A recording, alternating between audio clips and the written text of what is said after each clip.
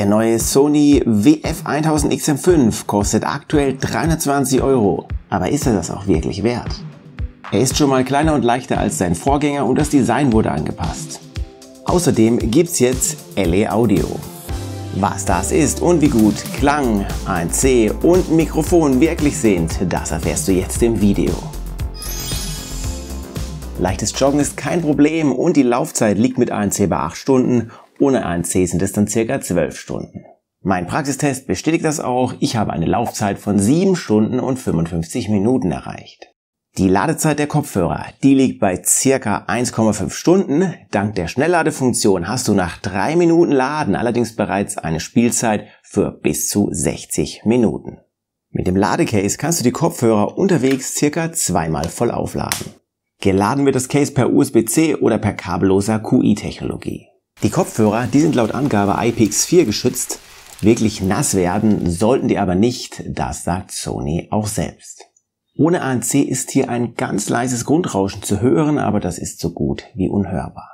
In der App gibt es einen Equalizer, mit dem du den Ton wirklich individuell abstimmen kannst. Mir hat aber die Standardabstimmung schon so gut gefallen, dass ich den jetzt beim Testhören nicht eingesetzt habe. Im Bereich der Höhen und der Details ist der Kopfhörer wirklich sehr klar, lassen sich die Instrumente auch sehr gut separieren. Ich muss sagen, dass das einer der am besten klingendsten In-Ear-Kopfhörer ist, den ich bis jetzt in der Hand hatte. Der Bass ist auf einem guten neutralen Niveau. Ich weiß aber, dass es hier einige mehr Bassliebhaber gibt. Und wenn das bei dir so ist, dann gehst du einfach in die App und ziehst den Bassregler nach oben. Mit LDAC kannst du hier auch Musik in hoher Qualität abspielen. FLAC oder App Lossless Audio lohnen sich hier also definitiv.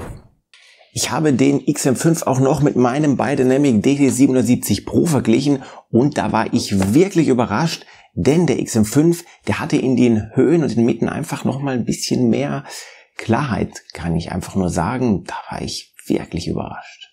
Also der Klang, der ist wirklich sehr gut. Aber was ist jetzt eigentlich dieses LE Audio? Normale Bluetooth-Verbindungen senden das Signal an einen der Stöpsel und der sendet es dann an den zweiten Stöpsel weiter. Das hat aber diverse Nachteile. LE Audio dagegen sendet jeweils ein eigenes Audiosignal an jeden der Stöpsel. Dadurch ist unter anderem ein besseres Stereoerlebnis, höhere Datenraten und bessere Qualität möglich. Zusätzlich spart das auch noch Energie und ermöglicht eine höhere Laufzeit. Head-Tracking können die XM4 auch und bei normalen Kopfhörern ist es so, wenn du den Kopf bewegst, dann bewegt sich der Klang einfach mit. Bei Head-Tracking ist das anders, da ist es so, bewegst du den Kopf mit, dann bleibt der Klang quasi an dieser Stelle und es ermöglicht so ein dreidimensionaleres Raumfeeling.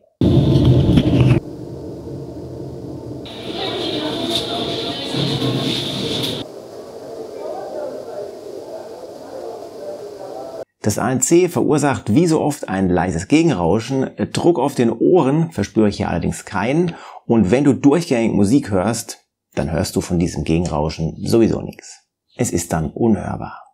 In der Anleitung steht, dass wir die Kopfhörer einsetzen und nach hinten drehen müssen. Allerdings war die Leistung des ANC für mich am Anfang jetzt nicht so wirklich beeindruckend. Ich musste die Kopfhörer nochmal justieren und dann nach vorne drehen, damit die bei mir richtig gesessen haben. Das ist nämlich sehr wichtig. Und der Unterschied, der war wirklich gravierend, denn das Flugzeuggeräusch, das war dann nochmal um die Hälfte reduziert. Und dann war es wirklich beeindruckend. Der Sitz ist hier also extrem wichtig, nicht nur für den Klang, sondern auch fürs ANC. Ich teste etwas anders als andere und diese Tests kosten mich wirklich sehr, sehr viel Zeit. Wenn du mich also in meiner Arbeit unterstützen willst, dann freue ich mich über deinen Like oder deinen Kommentar. Ich bedanke mich bei dir.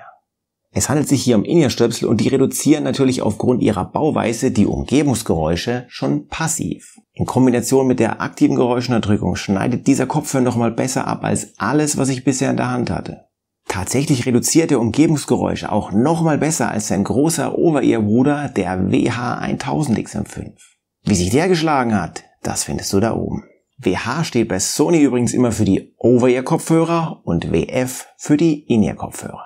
Gesteuert wird hier per Touch, rechts ist die Mediensteuerung und links das ANC und die Funktion, aber in der App kannst du diese beiden Seiten auch vertauschen. Bei jedem Tab ertönt ein leiser Feedback-Ton, die kann man aber in der App auch konfigurieren. Um die Lautstärke zu verändern, musst du hier 4-mal tappen und zwar schnell und das ist etwas unpraktisch. Da wäre es dann praktisch gewesen, wenn man in der App die Belegung der Touch-Funktion verändern könnte. Genau das geht aber leider nicht. Allerdings kannst du die Touchfelder komplett deaktivieren. Der Kopfhörer hat einen Tragesensor verbaut. Nimmst du die Kopfhörer heraus, dann pausiert die Musik und wenn du sie wieder einsetzt, dann spielt die Musik weiter. Drücke jetzt Pause, wenn du dir alle Funktionen der App in Ruhe anschauen möchtest.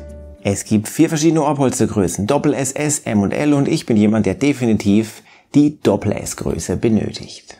Diese Polster bestehen allerdings nicht aus diesem Standardsilikon, das du vielleicht von anderen Modellen kennst. Es handelt sich um Memory-Schaummaterial, das den Gehörgang sehr gut gegen Außengeräusche abdichtet. Sind diese Polster jetzt mehr oder weniger bequem? Naja, ich will es mal so sagen, es sind die In-Ear-Kopfhörer und ich habe das Gefühl, dass man die ein bisschen aktiver spürt als reine Silikonpolster, aber sie haben halt auch ihre Vorteile. Man gewöhnt sich dran, also mich hat das jetzt nicht wirklich gestört. Ein Nachteil ist allerdings, dass man sie nicht so gut reinigen kann wie simple Silikonpolster. Die Kopfhörer selbst bestehen aus diesem typischen Klavierlack-Kunststoff, wer kennt ihn nicht? Der ist glatt und hat dadurch etwas weniger Grip, man gewöhnt sich aber dran. Mein persönlicher Verbesserungsvorschlag wäre hier seitlich eine Fläche aus dem Material, aus dem die Ladeschale besteht. Die Ladeschale ist nämlich matt und hat eine leicht raue Oberfläche. Dadurch liegt sie gut in der Hand und es gibt vor allem keine Fettflecken darauf. Der WF-1000 XM5 ist übrigens 25% kleiner und 20% leichter als sein Vorgänger. Die App kann ziemlich viel, deswegen habe ich für dich ein separates Video erstellt. Das findest du in der Videobeschreibung. Aber hier findest du nochmal das Wichtigste in Kürze. ANC nach Orten erlernen, Transparenzmodus, Speak-to-Chat, Equalizer, Quicktap, Spotify Edel und so weiter und mehr. Drück jetzt Pause. Hier die wichtigsten Funktionen in der Übersicht. Selbstverständlich kannst du mit dem XM5 auch telefonieren und wie sich das jetzt hier in einem leisen Raum anhört, das hast du jetzt soeben gehört. Viele von euch werden mit dem Zug zur Arbeit fahren. Das ist ein typisches Zuggeräusch. Das hört ihr jetzt hier. Und jetzt hörst du, wie gut der Kopfhörer bzw. das Mikrofon diese Geräuschkulisse bei deinem Telefonat herausfiltert. Bei der Mikrofonaufnahme werden alle 3 Geräusche wirklich extrem reduziert. Das ist sehr beeindruckend. Was er manchmal aber macht, ist, er schluckt einen Teil der Stimme. Das hast du eben auch gehört. Und die Sprachqualität, die ist und bleibt am besten in einem leisen Raum. Der Preis ist hoch. Der Kopfhörer hat aber auch sehr viel zu bieten. Der Trageerkennungssensor und die Touch-Funktion, die funktionieren sogar an meinem Computer. Im Vergleich zum Vorgänger gibt es Neuerungen im Design, der App, beim ANC, beim Klang und die Treiber, die wurden nochmal vergrößert. Der Klang ist besser geworden und hat nochmal mehr Detailgetreue hinzugewonnen. Im Angebot gibt es den Vorgänger jetzt, wo der neue da ist, aber auch gerne mal für die Hälfte. Preisvergleich unten in der Videobeschreibung. Ich hoffe, ich habe dir weitergeholfen. Über dein Like freue ich mich. Wenn du jetzt noch weitere Kopfhörer-Testberichte suchst, dann schau mal hier in die Playlist, da sammle ich die alle.